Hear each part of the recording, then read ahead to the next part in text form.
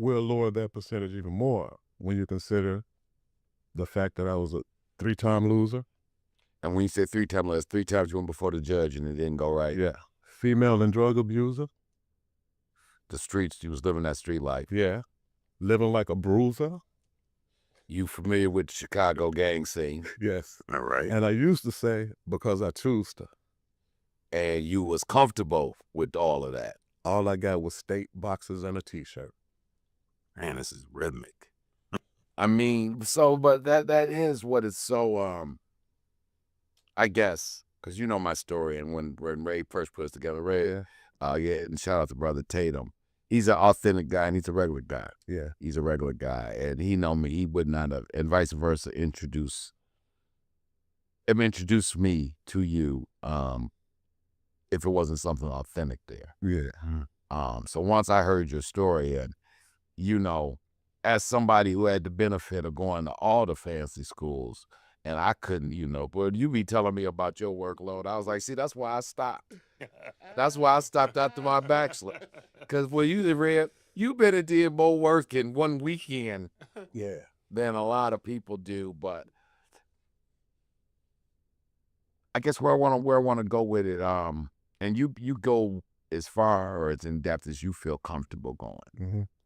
So you come out of the South, you come out of the South Side, a rather uncommon backstory, right? Yes. You go through all the gang banging or the life in the streets, all that come with the block. Trials and tribulations of being misguided. Did you catch the state boxes and the T-shirt? Oh, you've been to the joint a few times. Oh yeah, you've been. Oh yeah, that's what they give you. Yeah, you've been. You sat down a couple of times. So if you were to have that past backstory and ended up anything but dead or doing a longer bid, that would be considered success. Yes, according to society's standards. Okay, but now you're a professor. Yes, going on 9 years. Be 9 years in January. Wow. You obviously would be working on your PhD, have completed your bachelor's and master's. 2 masters. Would you mind sharing with them the universities that you matriculated at? So I actually teach at the university where I got my undergrad degrees. So I was a double major in undergrad, and that was at Northeastern Illinois University, where I presently teach. And for my 2 master's programs, I went to the University of Chicago. Okay, that's U of C. That's the school that has the Milton Friedman School of Economics, which is where the economic brain thrust of the last 100 years in this country. Back in economic circles, people just refer to it as U of C. Yeah.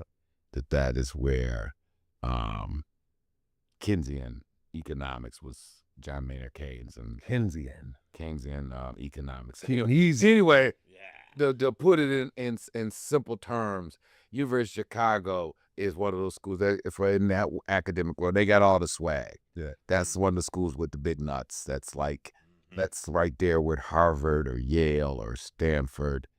That is the creme de la creme. That's when the people, it's schools that don't let people like me barely walk through the campus without permission. If you get my GPA, you got to ask for permission before you park at the University of Chicago. Wow. Something turned, obviously. Yeah, sometime, man. And let me just give you the numbers though. Right. Let me give you the numbers when I was accepted into one of my grad schools, the School of Social Service Administration. They review 4,000 applications, right? Out of that 4,000 applications, they accepted 250 people. Out of that 250 people, 20 were Black. Wow. Out of that 20, 4 were male. Hey, your boy was winner. Holla at your man. That's what's up. Holla at your man. Holla at your man. Yeah. Now, that's awesome. And this is the kind of story because I know you. Yeah. Mm-hmm.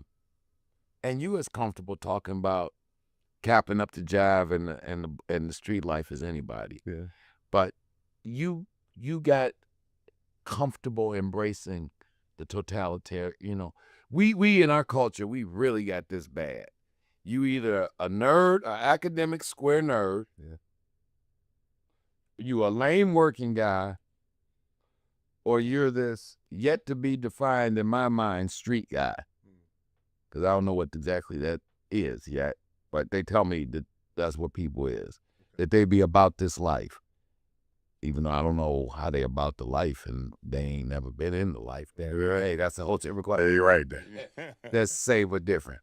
But I digress. But I guess to keep it count a buck, do you struggle with that sometimes? Imposter syndrome. Imposter syndrome, or just being comfortable with the fact that you can talk about dissertations and PhDs, or you can talk about the history of a big chief, Mr. Hoover, all due respect as always, and all those other legendary street Chicago guys, and Yeah. and the fact that, let's be honest, they've influenced our culture in a significant way. Or you can talk about, no, you grew up not far from like where Louis Farrakhan, Yes. Jesse Jackson, Yeah. and other people been that you gotta you're not one thing, you're many things, right? Many things, man. And in our culture, we don't always allow the black man that space. Like, you can't be smart and tough. You can't have done time and then be a professor. Yeah. I demanded my own reality. Okay. Right. I didn't even allow my mother to tell me what my limitations were. That's And for the record, my record has been expunged for some years now. Very hard. It took me 10 years to get my record expunged, bro. 10 years. Well, you was 3 times you in the judge, and you just understand it. We had a serious misunderstanding. We did. But to your question, man, I know that I'm a chosen one, right? And I know what my assignment is. And the ingredients that you just expressed or described are necessary for me to navigate some of the spaces and get to the people, right? There's a certain demographic of people that I'm trying to get to. There's a certain different demographic of youth that I'm trying to reach, right? And to put it plain and simple, I'm not going to be able to reach them with a stick up my ass. Well, I would ask you this, or those kids or, youth that might be in the same position that you were in during, your time in that position. Yeah. What would you say your turning point was? Oh, I had a spiritual awakening. It was Great story. Tell if you don't mind. Oh man. If you don't mind. So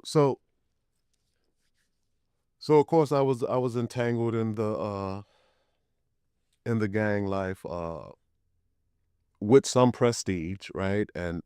But I was in and out of jail, right? I was in and out of jail because number one, it was just lame, right? It was just lame, but it was the thing to do. But I was always kind of smart, right? So I had a position that was called like Minister of Literature, right? Into history. And but I remember December of '93. There's this guy. He's been released. He had been locked up for a long time. Minister Rico. He sent for me, right? He sent for me in the joint, and I'm like, why is he sending for me, right?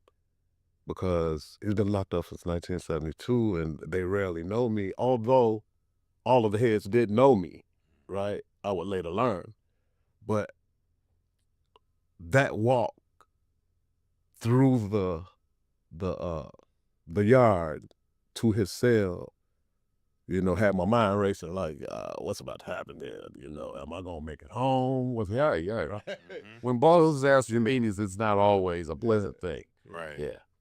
But when I get there, he says, I heard a lot about you, and I know that you've been in and out of here, and I'm telling you right now, you're not supposed to be here, and you better not come back, right? That was my last bit of truth, right? And I always touch on that because I'm not even sure that he realizes the impact that kind of